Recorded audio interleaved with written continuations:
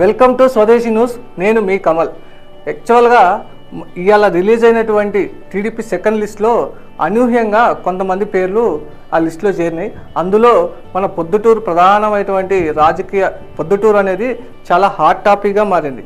ఎందుకంటే ఇక్కడి నుంచి పోటీ చేయబోయేటువంటి ఆయన వ్యక్తి ఇప్పటి వ్యక్తి కాదు. ఆయన రాజకీయాల్లో చాలా అనుభవం ఉంది. అపర చాణక్యుడు, రాజకీయ కురువృద్ధుడు అని కూడా అనుకోవచ్చు. ఎందుకంటే ఆయనకి దాదాపు 81 ఏళ్ళు ఉన్నాయి. అలాంటి పరిస్థితుల్లో ఆయనకి టికెట్ చంద్రబాబు నాయుడు కేటాయించడం అనేది ఎవ్వరూ ఊహించలేదు. ప్రధానంగా అసలు పొద్దుటూరు నియోజకవర్గాలు అయితే చాలా షాక్లో ఉందనుకోవాలి. మొత్తానికైతే టీడీపీ కార్యకర్తలు కానీ, అక్కడ టీడీపీ ఇన్ఛార్జి కానీ, టీడీపీ రాష్ట్ర ఉపాధ్యక్షుడు కూడా చాలా షాక్కు మొత్తానికైతే గురయ్యాడు. అట్లా ఎందుకు చంద్రబాబు నాయుడు ఇలాంటి నిర్ణయం తీసుకున్నాడే విషయం మాత్రం మొత్తానికైతే మనకైతే ప్రధానంగా అటు టీడీపీ నేతలకు కానీ, ఇటు అంచెలు కానీ, నేతలు కానీ ఎవరికైతే అర్థం కావట్లేదు. కాకపోతే చంద్రబాబు ఏది చేసినా అది కంపల్సరీ రాజకీయ లబ్ధి ఉంటేనే ఆయన ఏ నిర్ణయం తీసుకున్నైనా ఉంటుంది కంపల్సరీ. ఎందుకంటే ఆయన తీసుకున్న నిర్ణయం భవిష్యత్ తరాలకు కానీ, నెక్స్ట్ రాజకీయాల్లో తనకంటూ ఒక ఇమేజ్ ఉంది కానీ, అయితే అవసరాల మేరకే ఆయన ఏది తీసుకున్నా సరే నిర్ణయం తీసుకున్నారు. అలాంటి పరిస్థితుల్లోనే నంద్యాల వరదరాజురెడ్డికి ఆయనకి టికెట్ కేటాయించినట్టు మనకు తెలుస్తుంది. ఎందుకంటే ఆయన ఫ్యాక్షన్ రాజకీయాలకు శాంతియుత కోసం ఆయన రాయలసీమలో చాలా వరకు పోరాటం చేసిండు.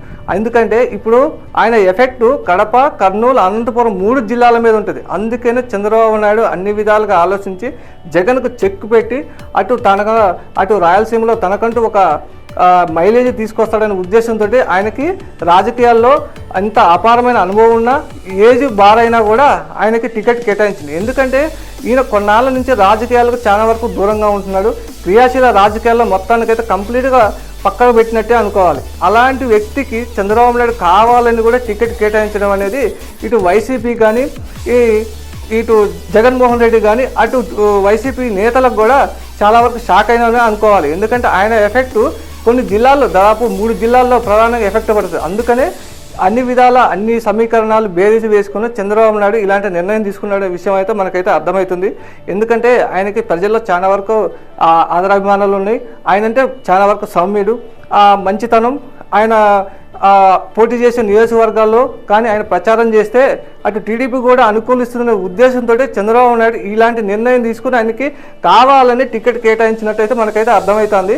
ఎందుకంటే వీటికి టికెట్ కేటాయించడం అనేది అటు ఉన్నటువంటి చాలా వరకు ఆ టీడీపీ నేతలు షాక్ గురవుతారని అనుకోవాలి. ఎందుకంటే ఎవ్వరు ఊహించని విధంగా ఎలాంటి అంచనాలు లేకుండా ఆయనకి టికెట్ కేటాయించి ఆయనకి టికెట్ బరిలో దించడం అనేది అందరూ ఇట్లా టీడీపీలోనే పెద్ద వరకు షాక్లోనే ఉన్నారు. అలాంటి పరిస్థితుల్లోనే ఈ వరదరాజుల రెడ్డి అనేది ఆయన తెర మీదకి రావడం అనేది చర్చనీయాంశంగా మారింది. అటు పొద్దుటూరు అయితే మొత్తానికైతే ప్రజలు మాత్రం ఆయన ఏ మేరకు ఆదరిస్తారు, ఎప్పుడు జరుగుతారనే విషయానికైతే మొత్తానికైతే ఎలక్షన్ రిజల్ట్ తర్వాత తెలవనుంది. నంద్యాల వరదరాజుల రెడ్డికి టికెట్కి టీడీపీ కేటాయిస్తాడు. అటు టీడీపీ శ్రేణులు కానీ, ఆయన అభిమానులు కానీ, ఆయన అంచెలు కానీ చాలా వరకు అటు జనసేన, ఇటు బీజేపీ లీడర్స్ మొత్తానికి సంబరాల్లో ఉన్నారు.